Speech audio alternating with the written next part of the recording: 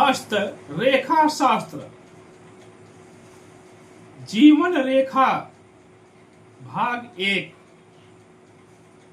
हस्त रेखा विशेषज्ञ को यानी जो हस्त परीक्षण करने वाले पंडित हैं, आचार्य हैं, उनको सर्वप्रथम व्यक्ति की आयु की परीक्षण करना चाहिए।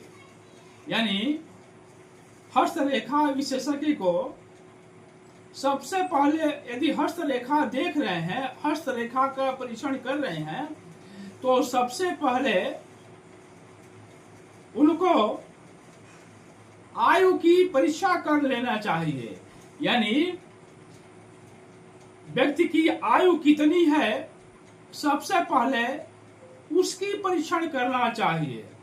क्योंकि यदि व्यक्ति की आयु ही नहीं रहेगी, व्यक्ति की उम्र ही नहीं रहेगी, तो अन्य रेखाओं को देखने से क्या फायदा।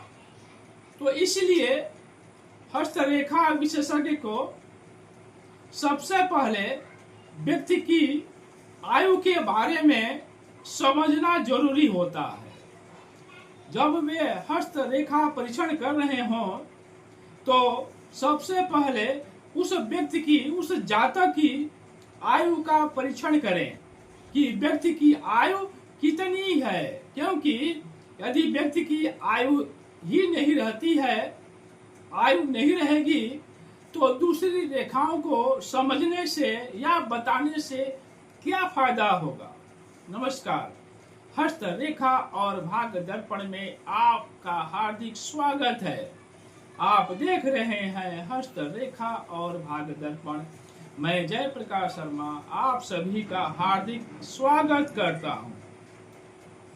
आज के इस वीडियो में जीवन रेखा के बारे में समझते हैं। जो जीवन रेखा है, हथेली के जो जीवन रेखा है, उसके बारे में समझने का प्रयास करते हैं। जीवन रेखा के 2-3 वीडियो और हैं, उन वीडियो को भी आप अवश्य देखें, तभी जीवन रेखा के बारे में आप समझ पाएंगे।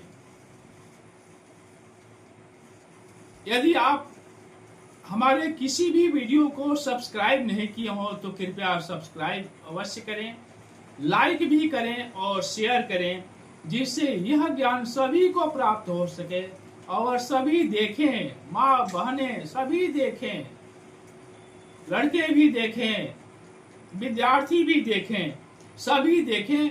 यह एक पढ़ाई है, यह एक विज्ञान है, यह कोई टोने और टोटके नहीं है कि 24 घंटे में रुपयों की बारिश हो जाएगी।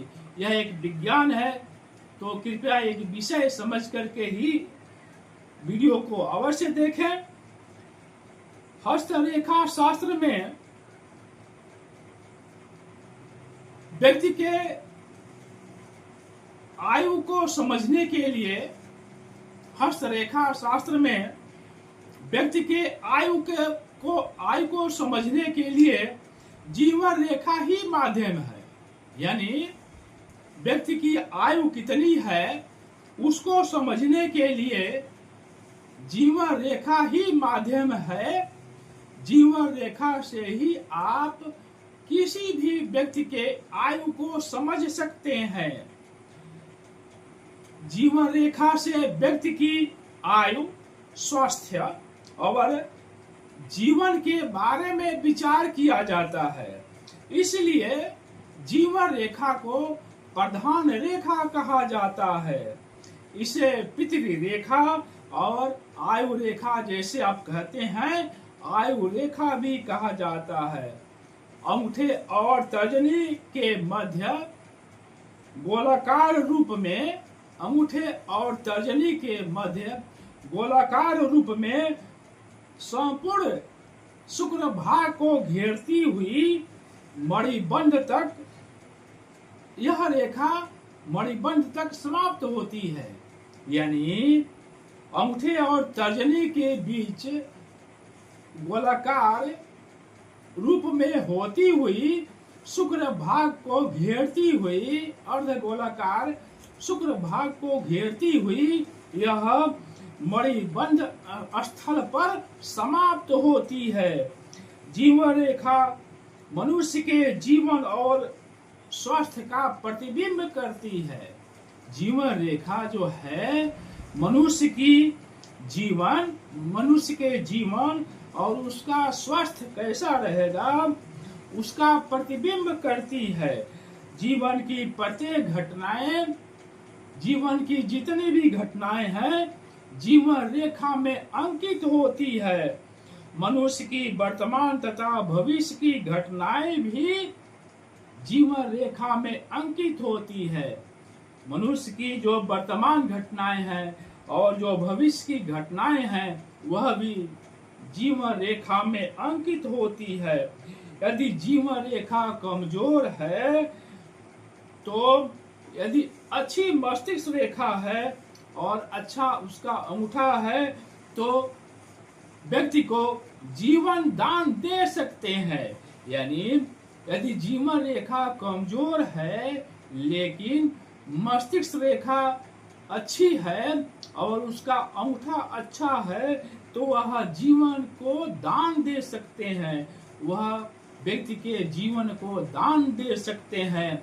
यानी जीवन रेखा यदि कमजोर हो तो व्यक्ति के मस्तिष्क अच्छी हो और उसका अंगूठा अच्छा है तो व्यक्ति को जीवन दान दे सकते हैं। जीवन रेखा हर प्रकार से शुक्र पर्वत को वलय बनाती है। हमारी पूरी टीम की तरफ से आप सभी को बहुत बहुत धन्यवाद। कृपया यदि चैनल को सब्सक्राइब नहीं किए हो तो कृपया चैनल को सब्सक्राइब करें, लाइक करें और शेयर करें। हमारा सभी वीडियो हस्तरेखा और भाग्य दर्पण संबंधी सभी वीडियो सभी देखें। आप सभी को बहुत बहुत धन्यवाद।